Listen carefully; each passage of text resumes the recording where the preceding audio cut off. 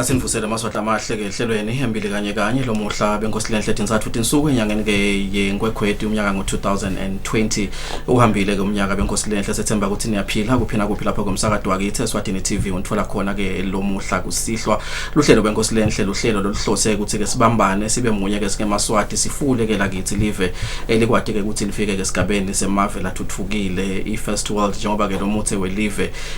asiphoselele yonsaye ukuthi ke sifake ke amandla sifake ke imibono sifake ke imicondvo sithi khandle silekelele ke live sithi ke masibuka emuva sithi awu ngithi thina maswati lesende ukuthi ke live lifike kulesigaba lapho khona ke selithuthukile insaya lenkulu nje benkosilenhle akusafana nayitolo kumbe emavela amanyendi ngidawuthi icolonialism iwashiya athuthukile mawubuka kumbe takhiwe kulamanye ke mave I was once in a city called Bulawayo in Zimbabwe uyabona ukuthi belumbi bashiya ke bakhile nalamanye ke madolopha abo Mozambique and so forth and so on and so forth kodwa lesikhathi lesiphila kiso namuhla kude umuntu lotawusendela ukuthi kumbe sidawuthi belumbi bayahamba basendele tinfo letitsite kungaba ngema mutual noma ngema diplomatic relationships yes siyavuma kodwa lokho atabe akwenda ngekuthi thina we have a laid out plan as a nation to say this is what we want to achieve which is why we are also on that discourse as well in terms of saying we want to help Eswatini to achieve its noble aspirations in terms of becoming one of the world's respected and highly developed countries. Libito la maswati lamahle ngijoin ngakaphirezi sibonga ngichuba ke lo hlelo njalo ke ngelisonto ngensimbi yesithupha kudeke kube imizuzu le lishumi ngakashaye ke insimbi yesikhombisa ke kusihlwa luphindze ke libuye ngalwesihlanu lo ngelisonto seliphindwa ngensimbi yelishumi nakunye ke ekseni every Fridays kodwa ke kusukela evikende liphelile sicaleke kulichuba futhi lo hlelo ngalesibili ngensimbi yelishumi ke ngensimbi yemfica ebusuku kude kube insimbi yelishumi ke ebusuku bese ke liyaphindwa the following day lo Tuesday ngensimbi yemfica ke ekseni we will be continuously reminding you of the time slots and their repeats kude ke maswati lashiyekako akwadi ke ukuthi ke kubanjiswane live benkosilenhle ehlaselwe ngumkhuhlane Covid-19 netinzaba nathi lesitekako hambelana naloko noma setingasakhulumisi lokuthi leligciwane lendani kubantu liyababulala kodwa ke sesibuka naleli kwendako kutenhlala kahle nakutemnotho welive kude bathi betempilo bayisebenta indzaba yalo sibeke naletinye sikhulumisa benkosilenhle there's so much going on nema interventions uhulumende leka ba provider ko siyathinga ke kusibikela nekusatisa ke sive ukukhulumisa leto tindzaba kude ke kube naleyo social comfort mangaboleka ke belumbini lokuthi uthi usiphethe lo mkhuhlane ukhanze ukuthi sihlalisene kahle siyatisebenta and on a lighter and a personal note I was thinking to myself ekakhulu kade ngicabanga nje lokuthi uyati sibantu labamnyama sikhule siphethe noma sibambe nakulokwatiwa ngikuthi ke buntu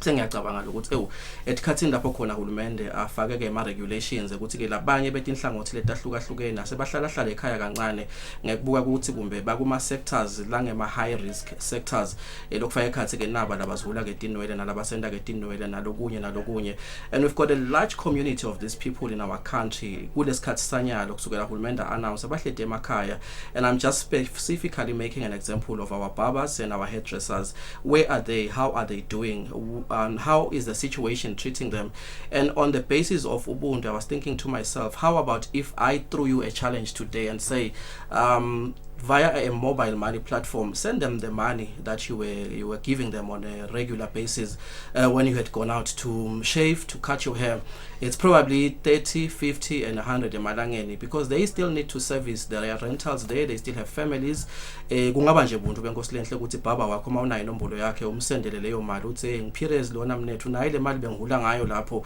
atawukwati naye ukuthi lesimo sibucayi kodwa ke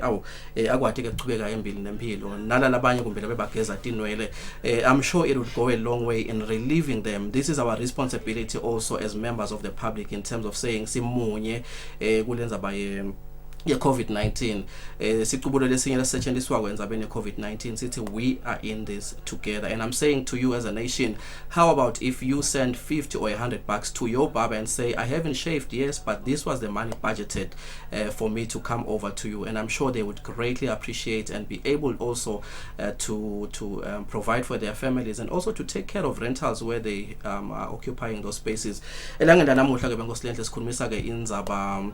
ye-intervention le providwe ke nguhulumende welive lakithi ikakhulukazi ke kwelekelela bosomabhizinisi ehlangothini ke lobo somabhizinisi labancane kunemali lengangedigidi letilishumi ke nemfica lekayikhiphile uhulumende wakithi 90 million lekayikhiphile ukuthi irelieve noma ke ihamule ke bosomabhizinisi labancane kulesikhathi lapho khona ke i-economic activity ingasiyo ke lesesigabeni lesetulu kangako sifuna ke kubuka benkosilenhle lokuthi ingabe lo 90 million utawutholwa nglabanjani ithini imigomo nemibandzela ke ukuthi ke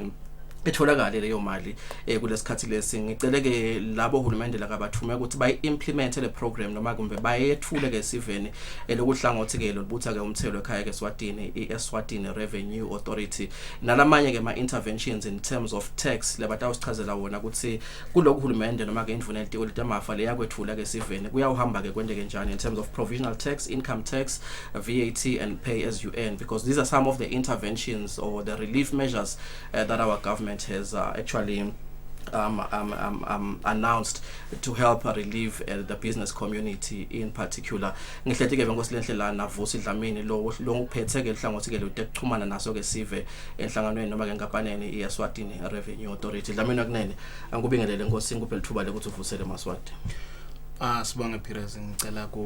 kuvusela wena bese ngivusela nabo bonke babukele emakhaya. Ngibonga kakhulu Nkosi, bengithi uthi nje ngifuna ukucala ngakusho Pires ukuthi ngiphakamisa isandla ngidayimikisa le mali lesalunda uthi angimixe khona. Siyabonga Pires, ngicabanga ukuthi ngumqondo lomuhle loyo umuntu okufuna abuke ukuthi utawenda njani. Kubanjiswane Dlamini kunene ngoba asikabheki nje uhulumende kuphela ukuthi a provide a relief, but I think as communities, as members of societies, we need to look out for each other ukuthi lesimo sigcina singilesiloze lesisincoba ko lokunye kutawendiwa nguhulumende kodwa kukhona tinto lekufuna tendiwe ngithi Nkosi. Kunjalo John. Ngicabanga ukuthi usho yona, we need to take care of each other singemaswati ngeke konke sibuke uhulumende ukuthi kufanele ukuthi asendele cishe tonke timfu. Kunjalo Nkosi, nami nje ngindvodza lethandazako ngibe sengiyambuleleka ngabuka lokuthi cha njengoba usho umbono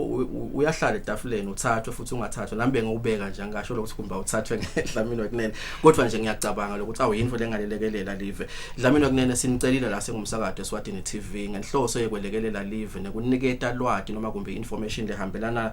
nalokwethulwe nguhulumende lokutawukhona ukuthi kusite i-business community noma ke bosomabhizinisi esikhathini lapho khona ke lo mnotho ubonakala lokuthi nanawo uyathinzeka esigabeni lapho khona uhulumende apply ama regulations ukuthi kumbe kuncishiswe ngomkhuhlane we-Covid-19, one of which is a 90 million relief fund njengoba sengisethulele sive lesitawutholwa ke bosomabhizinisi labathi utasichazela Nkosi. Kodwa kunalamanye ema relief measures indvuna elitiko letamafa leyawa apply but lathinza i-agents noma kumbe i-authority lochamuka kuye Eswatini Revenue Authority. Ungasichazela nje Nkosi ukuthi ingabe nina ngena kangakanani ehlangothini lapho khona uhulumende athi provide i-relief via maybe the tax system yelive. Siyabonga John. Ngicabanga ukuthi njengoba soyichazile uhulumende ngiyacabanga nangikhumbula kahle kwangomhla ka15 April umhlonishwa ndunankulu wamemetela uma enda leso statement sakhe ngaso simo seCovid-19 wakhuluma ke ikakhulukazi acondzise kuso lesikhwama sa 90 million lesitawubuka bona bosomabhizinisi lesitawuthi bosomabhizinisi labancane nalabo labasemkhatsini.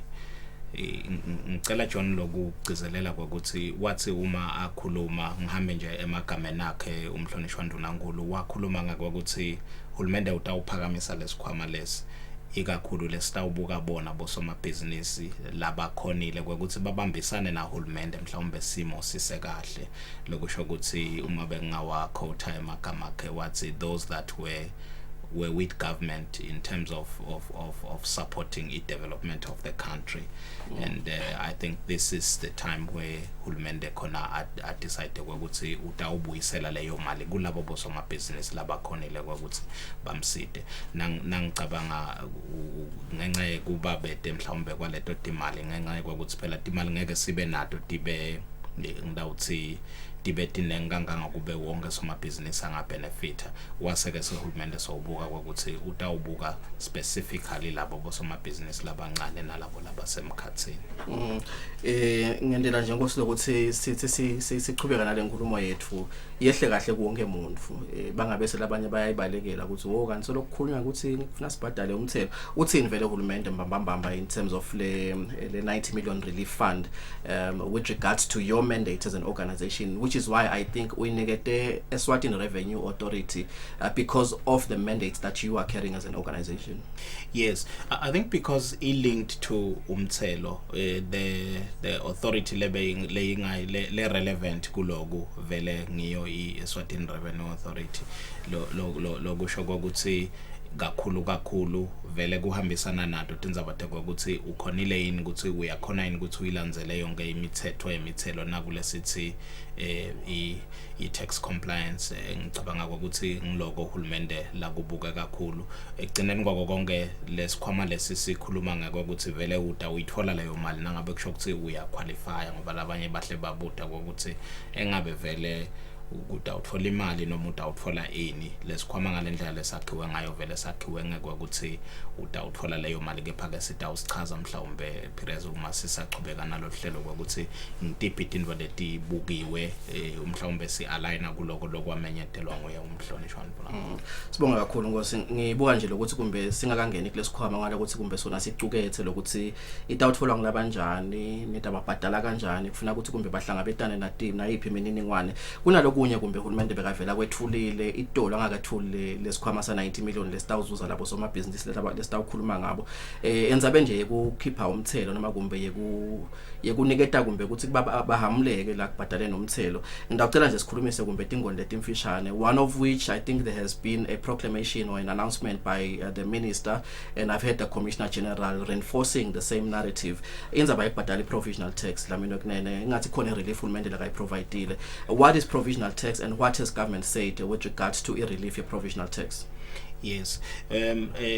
maybe before amemetele umhlonishwa Ndunankulu Minister waka Finance naye wamemetela lokuthite lokuhambisana nayo i-relief yawo ema-taxpayers. Ngicela lokuyibuyela emuva ke nginikele background njengoba usho ukuthi imithelo siyaye ukhanza ukuthi siyibhadala normally ibhadalwa kube i-after effect kube bengakubeka kanjalo. Lokusho ukuthi le relief lakhulume ngayo Minister waka Finance ihambisana neminyaka wemthelo lona lesiya kuwo basically lokwendekile ukuthi upostpone lawo ma deadlines lebe abekiwe ukuthi nangabe udikhanza usesigabeni vele lapho khona ungeke ukhone ukubhadala utawunikwa tinyanga ngetulu kwaleti ngetulu kwale deadline mhlawumbe lebekiwe lesemthethweni ubekise ngeprovisional tax ke lesithi ngumthelo lapho ubekela khona ubekele ikakhulu yo income tax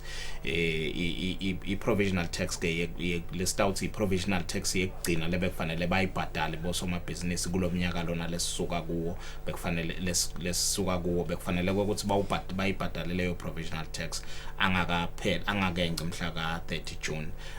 uthi ke minister lapho nakhona 30 June 2020. Okay. Yes, lokusho ukuthi lapho uthi minister i deadline yalapho nakhona yalapho itawungedwa ngetinyanga letinzathu. And then bese kuthi siyati ukuthi bosomabhizinisi siyaye sicele ukuthi njalo nakuphela umnyaka womthelo lesithi uphela nga 30 June kufuna ke bese bayaqala balungiselela imibiko lesithi ngema income tax returns lokukhombisa ukuthi mhlawumbe basebende njani kuleyo nzuzo labayakhile malini umthelo laba ubhadele okufanele bawubhadale. Nalapho minister uthe ucela ukuthi ema deadlines nalawo angedwe mhlawumbe ngetinyanga letinzathu lokusho ukuthi extendwe ngetinyanga letinzathu batawati ke labanenge ukuthi ama deadlines ethu ayehlukane kathathu kune deadline ya October kube ne deadline ya November bese kuba ne deadline ya December kusho ukuthi yinye i deadline extendwe ngetinyanga letinzathu. That's the intervention leyendiwe nguye minister lokunye lengicabanga ukuthi kumcoka kakhulu kunabo somabhizinisi lotfole ukuthi bebanetikweleti letitsite and then kwase kuba nalabo ma penalties laba ba encourageko nalapho uthe minister kusukela ngaApril labo bosomabhizinisi bangakhona ukuthi lo April lesisuka kuye bayakhona ukuthi mhlawumbe lawo ma penalties bangawabhadali kuphela nje nangabe batawukhona kusebenta kwenda iarrangement yokuthi babhadale lawo ma principal taxes lokusho ukuthi nangabe bekufanele ubhadale loyo 100 emalangeni angeke usawubhadala leyo interest but you should have paid by end of September. Kuyevakala ngosi ngifuna nje sicondzise la kule ndzaba ye provisional tax kuze maswati atawuconza kahle ngivile uyichaza manje nje ngivela ngathi uhambe eDulu ngosi uthe yini le provisional tax we are doing this for purposes of making sure ukuthi sive siyeva kahle hlelo ukuthi le liwe noma kumbe lesikhathi lesengediwe uhulumende usikhulumisa kunanga umthelo nangu. Okay. I provisional tax ngumthelo lesithi ngistawuthi ubekela umthelo because nangabe usebenta lamuhla ngiyabekisa wenda leyo business yakho umnyaka womthelo uqala nga July uphele nga June ngeminyaka lolandzelako now kuyeke bese kuba nekwakuthi kulokubekela kwakho lo mthelo lo project ukuthi utawubhadala ngibekise kwakuthi uproject utawubhadala umthelo wa 100,000 emalangeni ngiyabekisa then loyo mthelo kusho ukuthi i-provisional tax yakho yekucala utayibhadala at the end of December that's first 6 months of the tax year from July bese yesibili so uyibhadala at the end of June lokusho ukuthi is your second installment uthi ke minister nyalo la i-relief la inikile ukuthi leyo provisional tax liyesibili lebekufanele ibhadalwe by end of June nayo itawukunale extension ya 3 months. Kukulwa kunye ngose kuyo maybe le methelo lo soyibalile lokuyi provisional tax ne income tax ngifuna ukuthi kumbe sikucondzise kahle siveni kungabe sekumbe sekuvela ngazuthi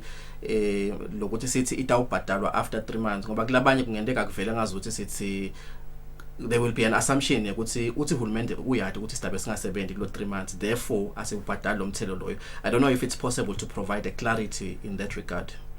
I provisional tax noma ke ikhamba because I provisional tax indlela yekubekela I tax ye business akusiyo necessarily kunalemenye imithelo lefaka khathi pay as you earn logo kubekela loyo mthelo basically njengoba sisho but akusho ukuthi leminye imithelo lobe uyisebenta noma loyisebenta kuleyo business yakho akafanele uyibhadale sitawubekisa nje njengakunabo pay as you earn kunabo VAT nangabe kusho to registered for leyo VAT lokuyimthelo loyo ikakhulu kati lo ubutha kulabanye abantu loyo mthelo ke awukemi kubhekeke ukuthi kuqhubeke kufanele ukuthi uqhubeke ubhadalwe ngeke ukuthi phela nangabe kusho ukuthi iVAT uyibuthile kuma customer akho seyingabe sishona phi ke kufanele iqhubeke ide kuhulumende kanjalo nawo umthelo we ngumthelo we 70 pay as you earn is the same thing kufaka khathi nabo withholding tax uconduct kunalabanye labasebenta nabo soma business noma ke laba yebende imisebenzi itsite bayende nebantfu ngephandle kwelive sithi ke labo bantu labaqhamuka ngaphandle kwelive kufanele ukuthi nabo babhadale umthelo ngekhathi even nangabe lo umthelo nawo ubambile kubhekekile ukuthi ulethe umthelo lo miswako ngidawusho ukuthi lo nikwa lama extensions umthelo lesithi ngumthelo we income tax ikakhulu kati I corporate tax noma ke leyo business tax kulabo laba ngasido tinkapani mhlawumbe labo laba ngema sole trader sikhuluma dlamini wekunene labanye bahleli phansi bazithile bayayilalela lenkulumo iyangena kahle ukuthi wona kuyevakala labanye bayendlula futhi kanjalo kunalele eminye imithelo ngicela siyikhulumise soyithinza thenzile but ngifuna siyikhulumise in the same vein as we have spoken about the two which is provisional tax and income tax VAT ne pay as you earn khona uhulumende utheni kiyo nakhona ngoba uyawukhanza abantu bayibutha le VAT ne pay as you earn but no uthe uhulumende asingayibhadali for the next 3 months stars sicale kuyiletha nini. What is the position with regards to the remittances of VAT and pay as you earn? Let me tell you leyo John njengoba usho siyayithi ngama third party kind of taxes they are not necessarily a cost to you as the business instead ngema taxes lo wathatha kulabanye abantu lawo ayachubeka kulabo labachubeka nekusebenta obviously iVAT kuyanga ukuthi usebendile yini ebusinessini yakho nangabe nje ustolo uthengisa leto timbahla ubhalisile kubhalisela iVAT uyichargeile iVAT leyo VAT kubhekeke ukuthi ukuthi udeduct lapho mhlawumbe ubhadele khona iVAT kunesebenza ngemechanism lesi input output lokusho ukuthi ioutput ngilokho ukuthi uthengisile ngathi wathengisa impahla letingaka uthengile wathenga letingaka bakuthengisele iVAT na uthengisa na bakubhadala iVAT na uthengisa nawe wathengisa wa charge iVAT bese ke le difference so uyiletha kuye uhulumende through the SRA lokho kubhekeke ukuthi kufanele kuqhubeke kwendeke John bekathini ke lama ngifuna nje ukuthi sikuvusedele nkosi ngalokuthi sendela ukuthi kucace lena lemibili lesikhulumisile provisional tax na income tax sesishida ukuthi lena bekufanele ukuthi ikhishwe ngaJune seyitawukhishwa nini kule VAT ikhishwa njani ikhishwa nini VAT bangaze ba njengoba ngisho nkosi ungakhanza ukuthi umuntu batawubona lelifastelo selivulekele yonke le tinhlobo temthelo iVAT na pay as you earn dona mangabe nje ngiyabekisa ngiyibuthile iVAT kuwo wonke lo April ngiyaqhubeka nangame futhi ngiyayisebenta lite kumbe lama regulations e lockdown so la apply noma le lockdown angitsolo ya apply khona kufuna ngiqhubeke ngeremete athini lama guidelines ekuremete nje la bajwayelekile yes ama guidelines akakashinji vele iVAT nangabe uyibuthile kunema business ethu siwahlukanisa kabili kunema business lesithi ngilawo lamancane nangabe abhalisele iVAT wona aye awulethe umthelo weVAT ngemva kwetinyanga letintathu bese kuthi lawo labhalisele iVAT kanzi ngilamakhulu wona aye awulethe njalo ngemva kwenyanga kepha ke kuyaye kube kanjena John lo siyaye sikubheka ukuthi nangabe kusho ukuthi ubuthile lo mthelo ngiyabekisa ubuthe ngaApril May June sibheka ukuthi na kuphela June kufuna bese so uyawulungisa nawe loyo mbiko waleyo business yakho uthi na ucedza kulungisa leyo mbiko walo business yakho bese by 20 July so uyawuletha ke loyo mthelo weVAT uma ungisoma business lomncane lokusho ukuthi usukubalele inyanga letintathu lokusho ukuthi ngoApril May June then by 20 July you are expected ukuthi ulethe labo bosoma business labakhulu sibona ke baye bawulethe njalo ngemva kwenyanga lokusho ukuthi nangabe besikhulumela inyanga yaApril nje ngiyabekisa bebaqhubeka basebenza ngalo April sibheke ukuthi by 20 May kufuna ukuthi babe bawuletha umthelo weVAT ngabe ama penalties noma kumbe luswati libelivama ukutholakala ngosi ikakhulukati lokho sekuhlehlisiwe la lokungenteka kube applicable kulesikhathi sale Covid-19 lockdown kukhona lapho khona kutawu apply aliswati noma kumbe kukhona lapho khona uhulumende athi kumbe akalususe ngetizathu letithide sive kumbe singafuna lokwathi singakhuluma ukuthi kutawuhlehliswa nga 3 months kodwa aliswati kumbe solomile yes luswati alukemi I mean lumile ikakhulu kulawo ma deadlines labekiwe lamasha kusho ukuthi ama penalties angeka sa apply nangabe le deadline yakho iextendiwe to asengibekise iextendwe over lo 3 months angeke asa apply obviously ema penalties kepha ke lokunye lokuyi intervention lengicabanga ukuthi imcoka lehambisana nawo ema penalties ukuthi nangabe bewunesikweleti lobe unaso sesinema penalties leso sikweleti uthi minister waka finance kusukela nyalo kuze kube kusukela ngaApril kuze lesuka kuye April lesuka kuye kuze kube ngeSeptember ungayibhadala leyo principal tax yakho lebe kufanele uyibhadale ngaphandle kokuthi ubhadale ama penalties ngicela kubekisa nakhona ukuthi nangabe beku 100,000 leyo tax lebe kufanele uyibhadale i penalty yakho na ku 20,000 kusho ukuthi ubheke ukuthi ufanele ubhadale leyo 100,000 over that period lesuke ibekiwe up to mhla ka 30 September without necessarily paying lama penalties ngovuza idlamini maswathi lamahlelo ngumcondzisi ke noma ke lobukeke texhumana ngapaneni yahulumende lebutha komthelo eSwatini Revenue Authority sikhuluma kumbe lokuyi intervention leka kwendile uhulumende lokutawuzuza ke bosomabhizinisi elihlangothini ke lwemthelo sokuthi ichazile letifaka ekhathi ke i-relief on provisional tax on income tax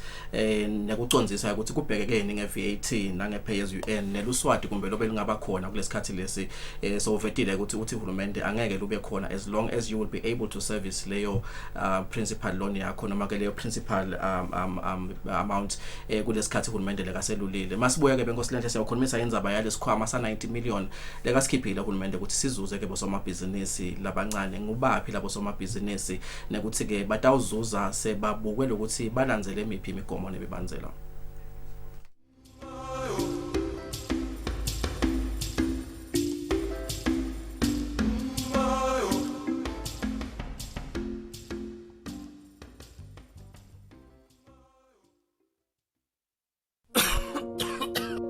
Kumelula ukuthi ligciwane lecorona lisuke kulomunye lingene kulomunye uma sitawusonzelana.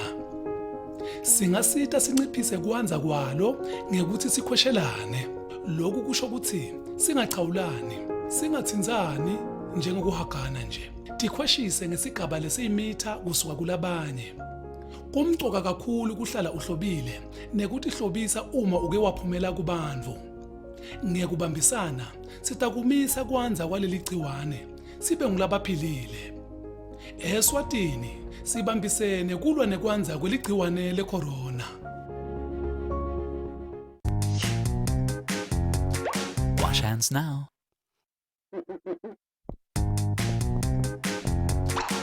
Wash hands now. Wash hands now. Wash hands now. Hand washing is one of the best ways to keep from getting sick and staying healthy all year long.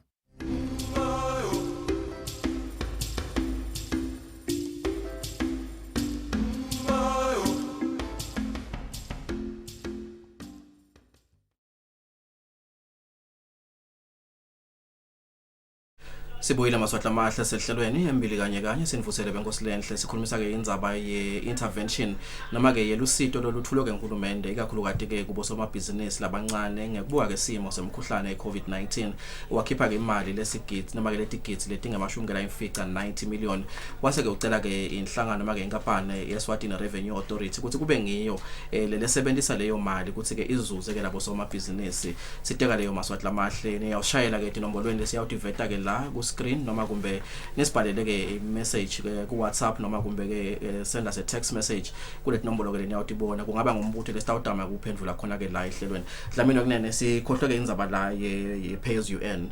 lokuthi khona ikhona ine relief in terms of ukuthi ngiyabekisa nje abantu bami ngibacashile so lo ngiyawubutha lo mthelo kodwa nami ngidawuthitshela ukuthi ngidaze ngimikise le mali kule deadline lawa lesiwava ukuthi uhulumeni ungede ke 3 months mangabe bekufanele nje ngaJune sengayimikisa maybe ngaOctober noma kumbe ngaSeptember ngiyabekisa ithini le relief nekuthi kumbele imali leti generally vele tibhadalwa nini mangabe sesidibuthile thine bacashi. Oh, thank you, John. Le relief ye le menyetelo ngimine stavele ayititsinzi lele ngithenje ngobe ngisho ngama third party taxes lokufaka ekhathi yona iPay-as-you-earn kubheka ukuthi kufuna nangabe kusho ukuthi usenato leto 70 leti 7 akolo tiholele kubheka ukuthi kufuna uyilethe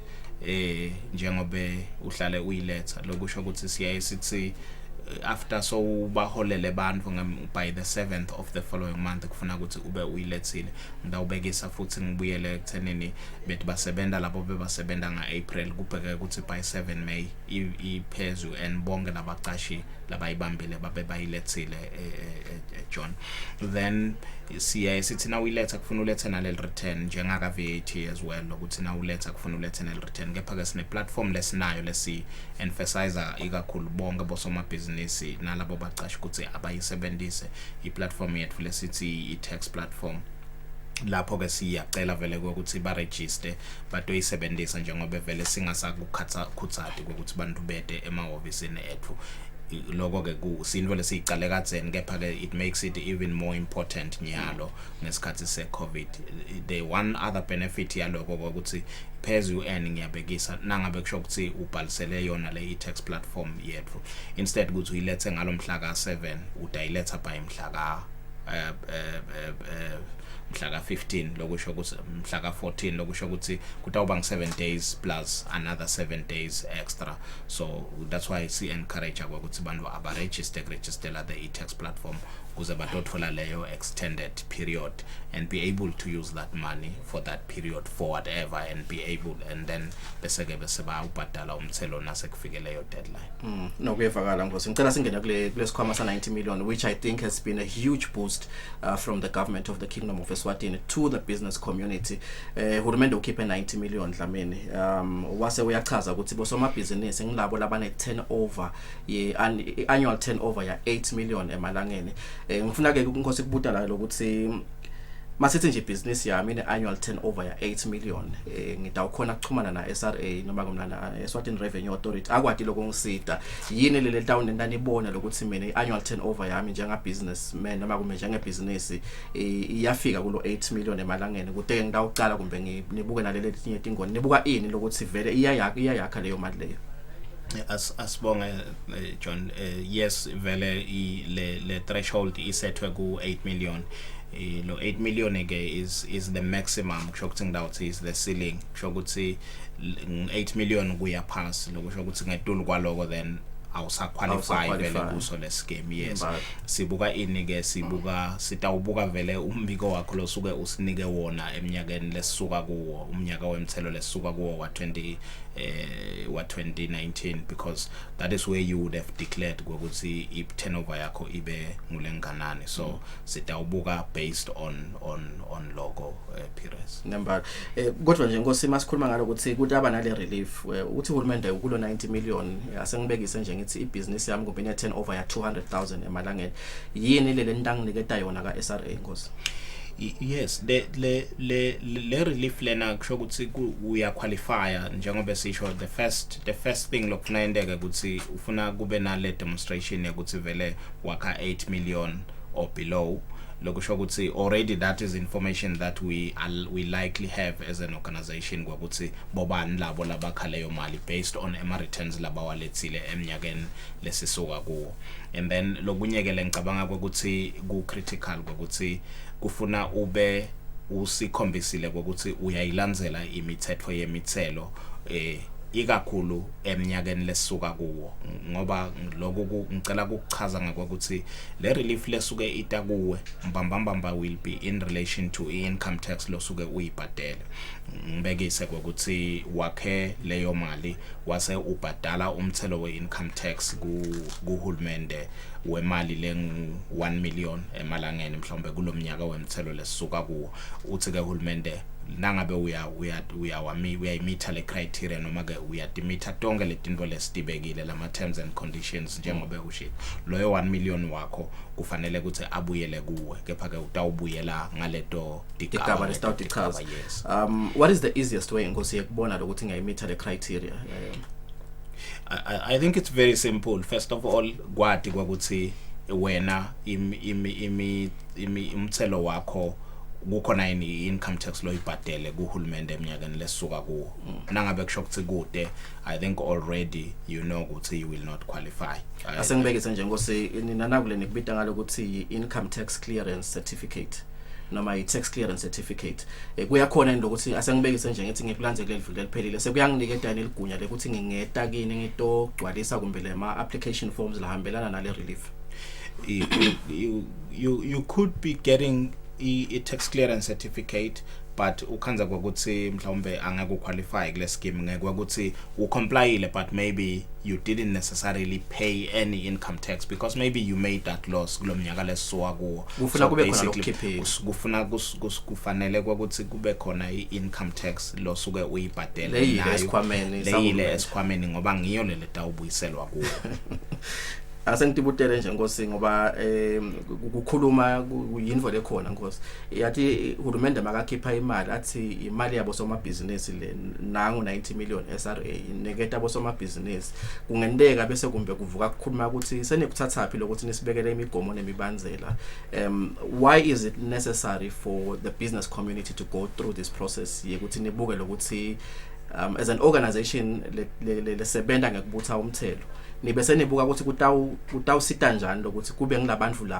labathola le mali noma kumbe labaqualifya ukuthola le mali kayikhiphile uhulumende. Ngoba mina nje manguve wayilesini ngalela la ngacabanga lokuthi no nami ngidawuya angisho lokuthi ngikukhokha umthelo kodwa abaningi labacabanga lokuthi awu siyabonga uhulumende kutawufuna ke siyoshaya line asinikete uhulumende le mali because we are all affected. Whether I'm paying tax or I'm compliant or not, you know. Why is the compliance factor very important in the qualification criteria of this relief fund? Joining now we like magamene emhlonishwa ndunankulu ukuthi wathi le relief lena it's going to be accorded to those that have supported government's development programs. Now development programs ahulumende asupportwa nglawo ma business labhadala imithelo. now ngangati ke ukuthi ngabe beyingabe seyiqhamuka kuphi imali letawunikwa umuntu lokude la kufakile esikhwameni lekathi makayitholile besulalettikwayo. I think this is also encouraging for those people that have complied with the imithetho yemithelo ukuthi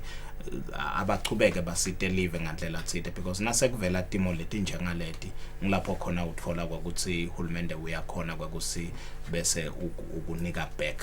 noma bekungete kwaba ngilokunganani kepha lokwakuthi ukhonile kumsita naye uyakhona kutandla tiyagezana nangachaza kanjalo.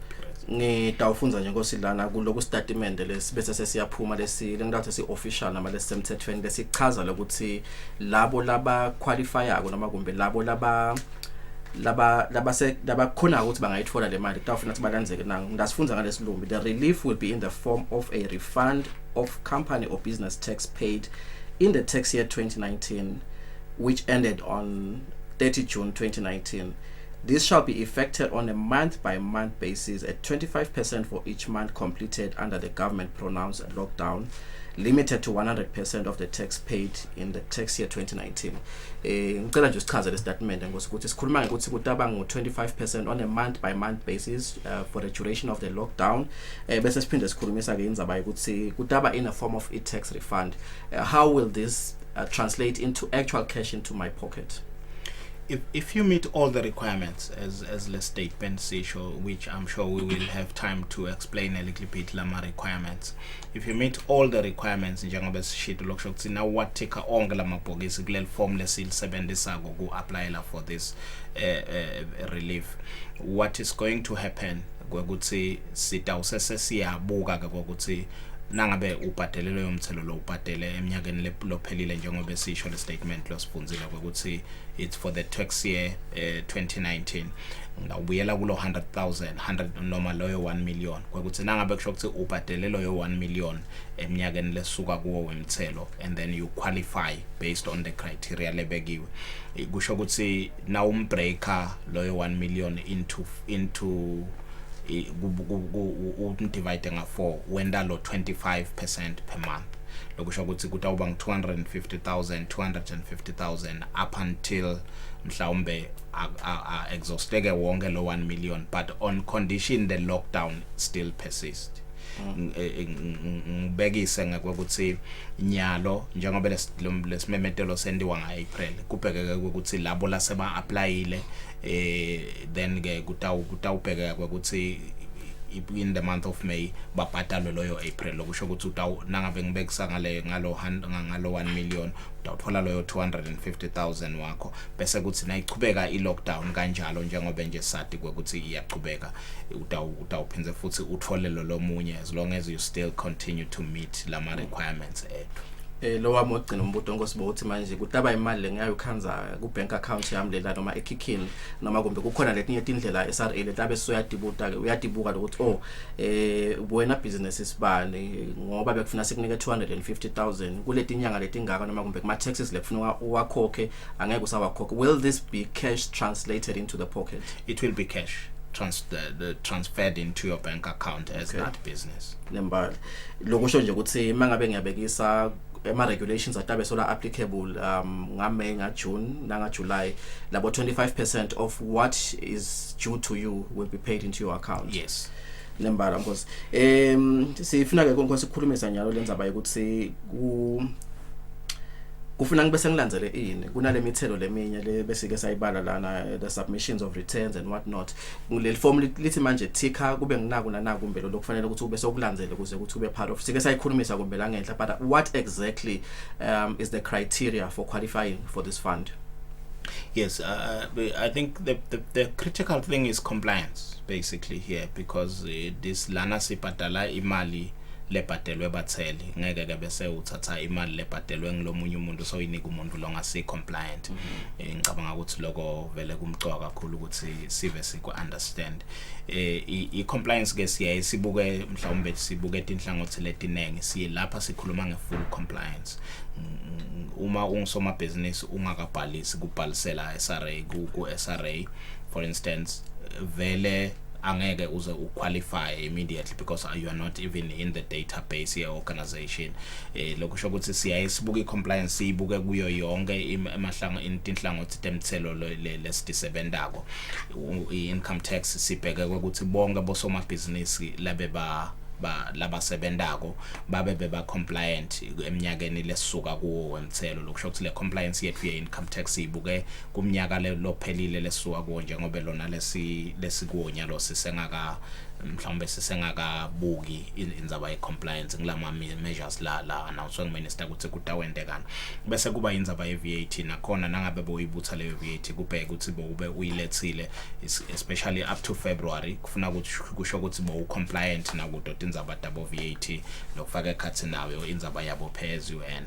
kuyaye kube khona ke labanye lokhanza ukuthi banalawo ma extensions lebeba watholile from SRA lesho ukuthi noma ngabe deadline yambe kumfanele kube ngumhla kabani kepha officially SRA gave me an extended deadline kusho ukuthi nalabo nangabe kusho ukuthi ya approve leyo extension yakho yaleyo deadline yakho nakhona utawuqualifya noma ke sitakubuka nalokho umthelo ke nasikhuluma ngecompliance sikhuluma ngalokuletha lemibiko lokulese ngikuchazile bese sekuphindwe kukhulunywa nangendzaba ukuthi ulethile lo mbiko engabe ubhadele yini loyo mthelo lebe kufanele ubhadale njengoba sichaza la ukuthi le mali lotawubuyiselwa yona imali losuke uyibhadele lokusho ukuthi kufuna bese siyabuka nakwekuthi engabe ubhadele yini kusho ukuthi sitawubuka ukuthi ama payments akho emithelo yonke lo yisebendako ka SRA up to date yini nangabe kusho ukuthi unaleto kweleti wenda lawo ma arrangements na SRA lawo ma arrangements are they still in effect walandzela ngendlela lengiyo. Yeah, the statement bengosilendle sithi this means these taxpayers who declared losses or submitted nil returns do not qualify. Bandvu laba khonile ke ukuthi emabhizinisi abo akhicide enasesikhwameni ngesahulumende kuye ke lokuthide lo sekubuyela ke kubo somabhizinisi. Bengithi nje ngifuna ukukhulumisa lendzaba ukuthi kukhona labo somabhizinisi lokhanza ukuthi bane desire letithide kumbe ngathi ngalesilumbi ama cash flow problems and bawakhulumise na lokuthi umthelo baye bathi cha sina nathi inkinga nathi sicela le mali kuyikhokha kanje bayakhona nibona kumbe ukuthi bangazuza kulesikhwama.